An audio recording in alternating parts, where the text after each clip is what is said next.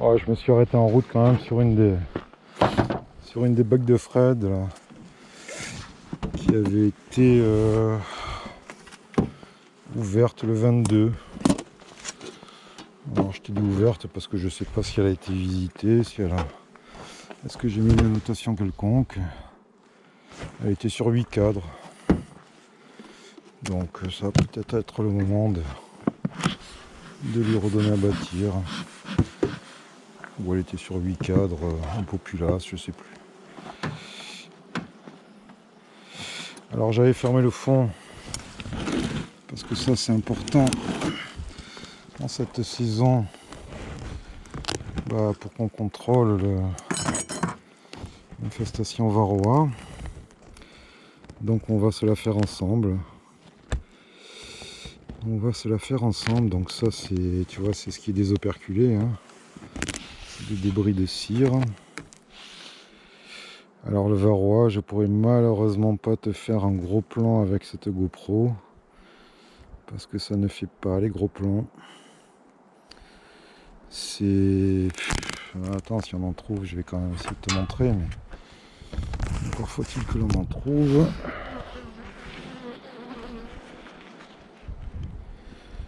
Tac, tac, tac, tac.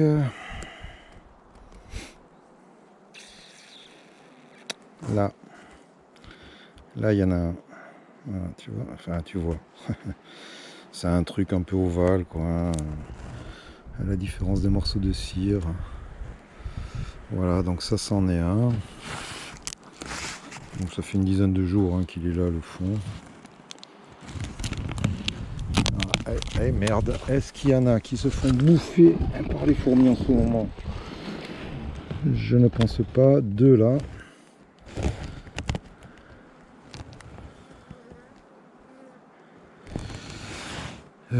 Deux, c'est tout.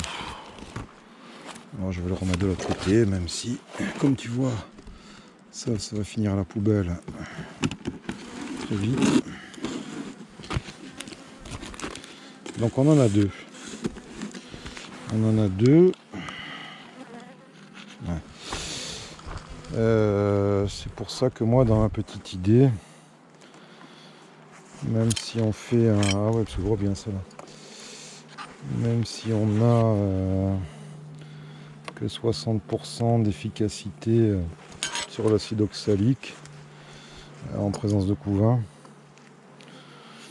bah écoute, si on peut faire chuter, c'est pas plus mal, hein. Ouais, non, ça remplit pas encore à donf. Ça sent vraiment très très bon cette... on va pas se la visiter, tiens. Elle sent très bon cette colonie là. C'est important l'odeur aussi, hein.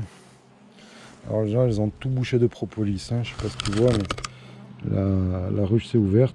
Elle était toute fermée, hein.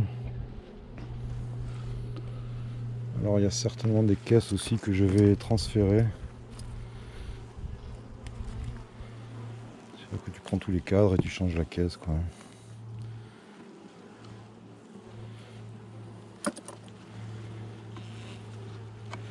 Ça fait partie de l'hygiène collective de la colonie.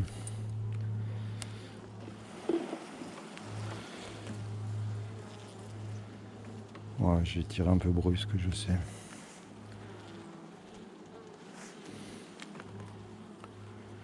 Alors les fonds, moi je nettoie pas, hein.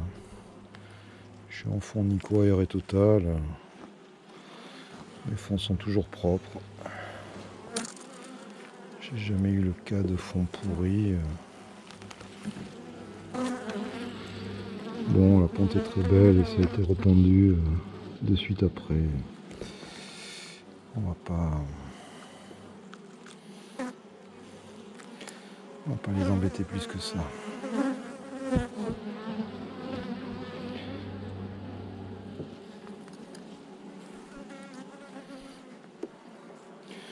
Hein, tu vois, 10 jours de mauvais temps, ça a calmé le jeu quand même, hein.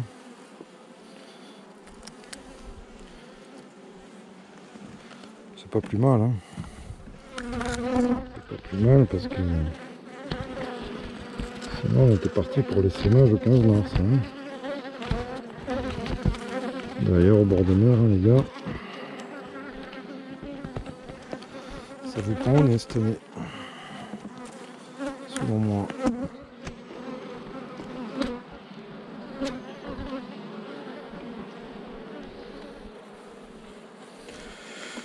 Voilà, je le laisse tranquille. Ça c'est de la cire que j'avais jetée, hein, que je récupère pas. Je voulais juste lui jeter un petit œil. Voilà, pousse-toi. Bah oui, malheureusement, quand tu ouvres des colonies d'abeilles, il y en a toujours une ou deux que tu écrases. Hein, c'est un peu choquant au début quand tu démarres, et puis après, bah, on s'y fait. Qu'est-ce que tu veux faire? C'est ainsi. Voilà, bah écoute, la bague de Fred, elle se développe, moi je trouve, en harmonie avec son environnement, ce qui est bien. Hein. Alors j'ai pas compris cette histoire là de Picove là. Qu'est-ce que tu as fait? Qu'est-ce qu'elles ont tes souches là? Est-ce que tu les as développées au sirop? Est-ce que. J'en sais rien, mais de la pente au carré sans réserve, je sais pas, moi j'ai jamais vu. Mais bon, j'ai un peu de tout comme abeille, hein, où tu les as stimulées à mort, ou je sais pas. Je ne sais pas, mais bon, ce qui développe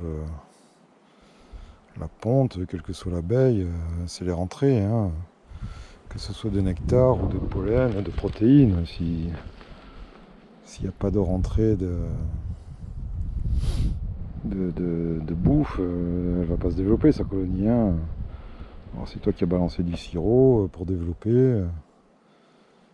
Mais bon, même si tu avais fait ça, tu n'aurais pas de la pente au carré, hein, je sais pas. Je peux pas te parler ce que j'ai pas vu, de ce que je n'ai pas vu. Mais ouais, ça me semble étonnant. Enfin, moi j'ai jamais vu. Hein. Je n'ai jamais vu. Tant mieux. Ouais, que ce soit Buckfast, Carnica, F60,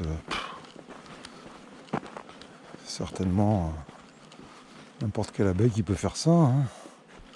Peut-être pas parce que c'est une Buckfast que ça fait ça non plus. Hein. Bon, bah elles m'ont repéré les cadres de miel. Est-ce que je vais les laisser piller? Pourquoi pas après tout. Parce que là la cire est pourrie, donc l'autre je vais le garder, mais celui-là, la sentence de cire. Hein. Alors ouais, le pillage aussi, hein, c'est pareil, hein, c'est pas un truc à faire, parce que bah, si tu as une maladie dans une caisse, tu vas l'avoir dans les autres, mais en même temps, je te l'ai dit, hein, c'est un peu, faut voir l'hygiène. Moi, je pense rucher par rucher. Hein. Quand tu as une reine vierge dans une caisse, il y a tous les mâles du rucher qui sont dans la caisse. Hein, donc voilà, les abreuvoirs, c'est aussi des abreuvoirs collectifs. Je sais pas, leur amener une petite bouteille d'eau individuelle par ruche, hein, ça n'existe pas ça. Hein. Donc je pense que c'est une hygiène collective. Par exemple, tu vois, ces cadres de miel, je les aurais pas mis sur l'autre rucher à faire piller, par exemple. Mais bon, bah, sur ce rucher, j'estime que voilà, au jour d'aujourd'hui, toutes les caisses sont clean, et que faire piller deux cadres d'une caisse par les autres, je ne prends pas un risque vraiment incroyable, quoi, si tu veux. Hein. Le risque, il existe toujours. Ouais, il y a une étude allemande là qui dit que 98% des miels importés sont porteurs de la loque américaine. On se rejoint un peu le commentaire de Marin là, qui nous disait que la loque, les maladies sont présentes dans toutes les caisses et qu'elles se développent selon l'hygiène. Ouais, certainement, mais enfin, il y a quand même des niveaux d'infestation différents. Hein. Si vraiment tu as un truc, c'est un bouillon de culture de loque qui se fait piller, à mon avis, ça va se répandre beaucoup plus vite. Certainement que les spores doivent être là, hein, mais en quelle quantité. Voilà. J'en sais rien, hein. Je suis les recommandations des vétérinaires, des GDSA, qui disent que voilà, faut désinfecter les outils, se nettoyer les gants. C'est pas pour partir dans une psychose et une utilisation de l'eau de javel, l'eau de vie et l'eau de vitriol. Hein. J'en suis pas là, mais je pense que quand même d'un rucher à l'autre, si on peut se nettoyer un peu le matos et voir en changer, ça prend 5 minutes. Ça peut éviter ça. Si tu dois avoir un rucher qui canne d'un truc, au moins t'auras pas tous les autres. Hein. Je vais me faire une petite clope, les gars. Et puis on va aller se faire 2-3 visites encore. Et à la cool, hein. À la cool.